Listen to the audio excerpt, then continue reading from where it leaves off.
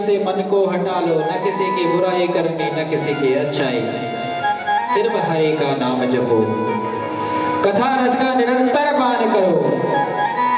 बात पंडित जी की समझ में आ गई, सीधे वन की ओर चले और भागवत जी के 10 स्कंद का नित्य पाठ किया। ओम नमो भगवते वासुदेवाय मंत्र का जाप किया और पंडित जी का कल्याण हो गया। इधर धुंधली घर में अकेली, धुंधकारी ने बड़ा परेशान कर दिया। ऐसी नौबत आई, एक दिन वो भी गई और अंत कुएं में जाकर उसने भी अपने प्राणों का अंत कर दिया।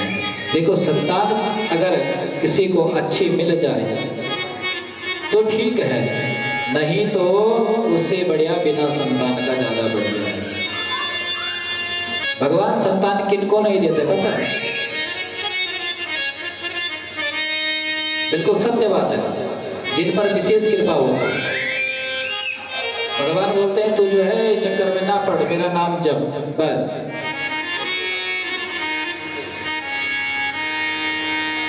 परम सत्य है। संसार में हो, इस संसार को, क्योंकि भगवान का ही ये संसार है और इस संसार को चलाने के लिए सब कुछ जरूरी है। लेकिन उन माताओं को दुखी नहीं होना चाहिए जिनके पास संतान नहीं है और सोचते हमारे संतान नहीं, उनके ऊपर भगवान की कृपा है। वो बोल रहे हमारा नाम जपो, भगवान को ही पुत्र रूप में भज लो, तो निश्चित ही कल्याण होगा। और पता लग रहा कि ऐसा पुत्र हुआ तो मुसीबत है फिर। तो इसलिए जाही विधि रखे राम ताही विधि रहिए। जिस प्रकार से भगवान रखा उसी में खुश रहिए, ज्यादा प्रपंच में पड़ने की जरूरत नहीं है। और धुंधली ने भी अपने शरीर को त्याग दिया। धुंधकारी ने 5 वैश्याओं को अपने घर में ले आया, इधर उधर चोरियां करने लगा। संयोग से एक दिन राजा के घर चोरी कर दी, लाकर उन वैश्याओं को देता हुआ आपस में बांट लेती। वैश्याओं ने सोचा तो तगड़ा हाथ मारा है, बहुत सारा धन लाया है, लेकिन अगर पकड़ा गया तो ये हमारा भी नाम ले लेगा। इसलिए उन्होंने क्या किया, उसको खूब शराब पिलाई और चारपाई से बांध दिया। जब वो चिल्लाने लगा तो घर में जो गरम गरम कोयले थे उसके मुंह में डाल दिए। तड़प तड़प कर जो है धुंधकारी का भी प्राणांत हो गया। अब वैश्याओं ने सारा धन उसका ले लिया और घर में ही गड्ढा खोद कर उसको दबा दिया। इधर गोकर्ण जी महाराज को पता लगा। गोकर्ण जी गए, गया जी में श्राद्ध कर्म किया और वापस अपने गांव में आए। रात का समय था तो घर में घुसे, एक किनारे पर थोड़ा सा सफाई करके उसी में थकान लगी हुई थी। पैदल चले हैं तो थकान लगी है, नींद आ गई। जैसे ही आंख लगी तो क्या देखते हैं कि एक प्रेत भेष बदल बदल कर उनसे कुछ कहना चाह रहा है, लेकिन कह नहीं पा रहा है।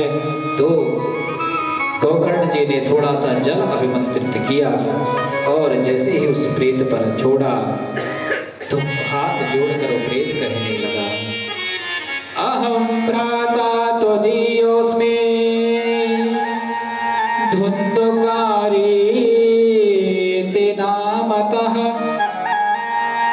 स्वकीयेनैव दोषेण ब्रह्मत्वं नासितं मया। हे भाई, मैं कौन हूँ? आपका ही भाई धुंधकारी हूँ। मैंने अपने ही दोष से क्या किया, अपना ब्राह्मणत्व नष्ट कर दिया है। मैंने जीवन में कोई भी अच्छा कर्म नहीं किया, सदैव कुकर्म किया है। लेकिन अब क्या करो, तुम मेरा उद्धार कर दो, क्योंकि मैं इस प्रेत योनि में बड़ा दुखी हो रहा हूँ, ना तो कुछ ग्रहण कर पाता हूँ और दुख ही दुख है। मैंने अपना जीवन जब मेरे पास समय था तब तो गंवा दिया, लेकिन अब मैं कुछ करने की स्थिति में नहीं हूँ, इसलिए तुम ही मेरा कल्याण करो। गोकर्ण जी ने कहा मैं तो गया मैं तुम्हारे श्राद्ध करके आया। तो वो प्रेत कहने लगा कि गया श्राद्ध सतेना पे मुक्तिर्मे न भविष्यति उपायं परमं कच्चित् त्वं विचारय साम्प्रतम्। सैकड़ों गया श्राद्ध करोगे तो भी मेरा उद्धार नहीं होगा, क्योंकि मैं उच्च कोटि का प्रेत हूं। गोकर्ण जी को बड़ा आश्चर्य हुआ, क्या किया जाए। गोकर्ण जी महाराज ने सूर्य भगवान का ध्यान किया और धुंधकारी की मुक्ति का भगवान सूर्य से उपाय पूछा। भगवान सूर्य प्रकट हुए और कहा, हे गोकर्ण जी तुम क्या करो, भागवत सप्ताह का पाठ करो। और श्री गोकर्ण जी ने श्रीमद् भागवत का आयोजन किया।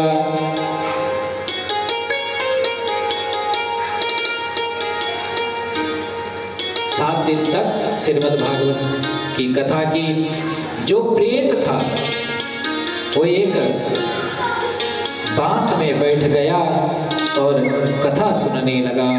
7 दिन तक कथा चली। एक एक दिन में एक एक ग्रंथियां टूटने लगी और जैसे ही श्रीमद् भागवत कथा विराम की ओर हुई और उस समय से एक धुंधकारी ने क्या किया, धुंधकारी एक दिव्य रूप धारण करके प्रकट हो गया।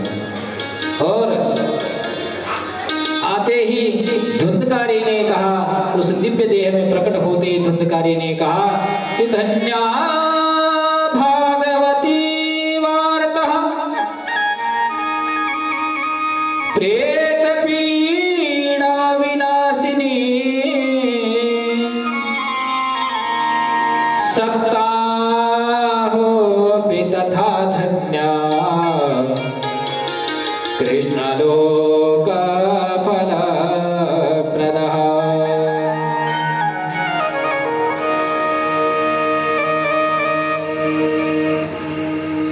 धन्य है भागवत की कथा, जो प्रेतों की जो पीड़ा है उसको दूर कर देती है और समस्त जितने भी हमने पाप कर्म किए वो समस्त नष्ट हो जाते हैं। धन्य है ऐसी कथा को। और तभी वहां पर एक दिव्य विमान प्रकट हुआ जिसमें भगवान विष्णु के पार्षद पहुंच गए। किसको लेने? धुंधकारी को लेने। कहने का भाव ये है कि भगवान की कथा को सुनता है और उस पर मनन करता है, वो उसको लेने कौन आता है? यमराज के दूत नहीं आते, भगवान विष्णु के पार्षद आते हैं और रथ में बैठा कर कहाँ ले जाते हैं? उस दिव्य लोक को ले जाते हैं, गौलोक को ले जाते हैं। जैसे ही धुंधकारी विमान पर बैठने लगा, गोकर्ण जी ने पार्षदों से कहा, ठहरो, अरे भाई कथा तो इतने लोगों ने सुनी, विमान एक ही क्यों लाए? पार्षदों ने कहा, गोकर्ण जी श्रोता तो यहाँ बहुत है लेकिन मनन करने वाला ये एक ही था, इसलिए एक ही विमान आया है। लेकिन अगर सभी मनन करोगे तो सबके लिए जरूर आएंगे।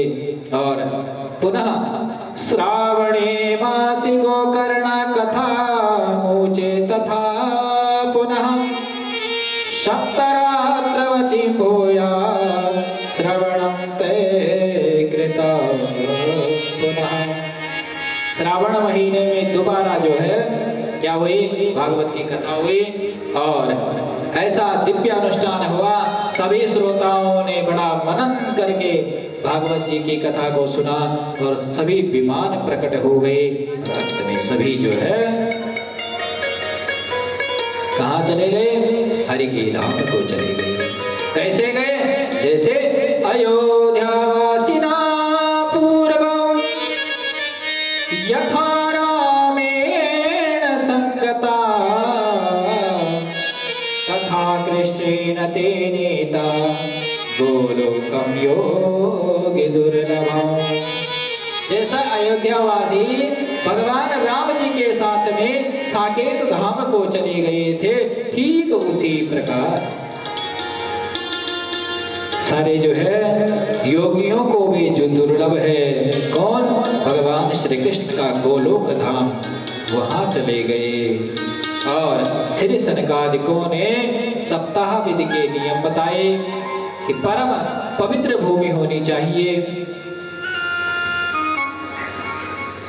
कथा ऐसे व्यक्ति से सुने जिसकी बात समझ में आ जाए, दृष्टांत समझ में आ जाए कि कौन सी कथा हुई है।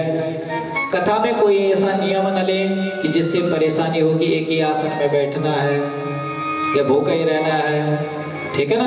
जो नहीं रह सकता वो खा भी सकता है, लेकिन सात्विक भोजन ही करे, गरिष्ठ भोजन नहीं करना, भारी भोजन नहीं करना जिससे परेशानी हो बैठने में। कथा कैसी होनी चाहिए? जैसे विवाह आदि कार्यों में मन से हम लोग पूर्ण तन मन धन से लगते हैं विवाह कार्यों में, वैसे ही कथा भी होनी चाहिए। सभी को निमंत्रण देना चाहिए। सनकादिकों ने तदंतर संपूर्ण श्रीमद् भागवत कथा नारद जी को सुनाई। नारद जी ने धन्यवाद दिया। कथा के अंत में सब जो है नाम संकीर्तन करते हैं। प्रहलाद स्थाल धारे तरल गति तया, उद्धव कांस्य धारी, वीणा धारे सुरसि स्वर कुशलतया, राग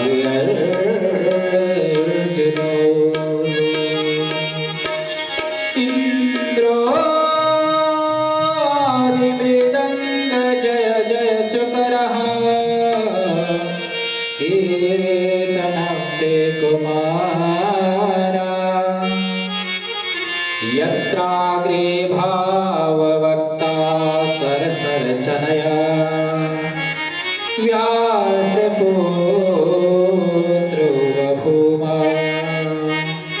प्रहलाद जी बड़े फुर्तीले हैं और फुर्तीले होने के कारण करताल बजा रहे हैं। उद्धव जी महाराज झांझ बजा रहे हैं, नारद जी अपनी वीणा बजा रहे हैं, अर्जुन जी राग आलाप रहे हैं और देवराज इंद्र मृदंग बजा रहे हैं।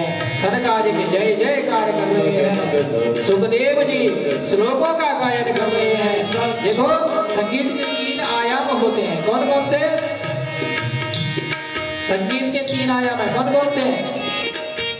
गायन, वादन और नृत्य।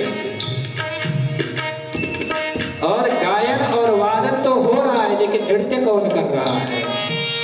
नारद मध्येमेव तत्र भक्त्यादिकानां नटवत्सु तेजसा, अलौकिकं कीर्तनमेत दीक्षा, हरि प्रसन्नोऽपि वचो ब्रवीत। अरे भक्ति महारानी पुत्रों सहित नृत्य कर रही है। साक्षात भगवान नारायण प्रकट हो गए और जिन जिन के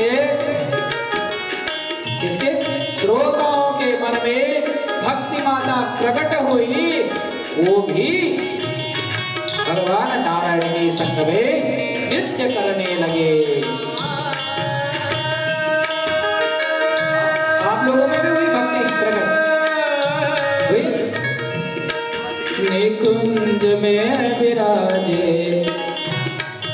निकुंज में विराजे घनश्याम राधे राधे, निकुंज में विराजे घनश्याम राधे राधे, निकुंज में विराजे घनश्याम राधे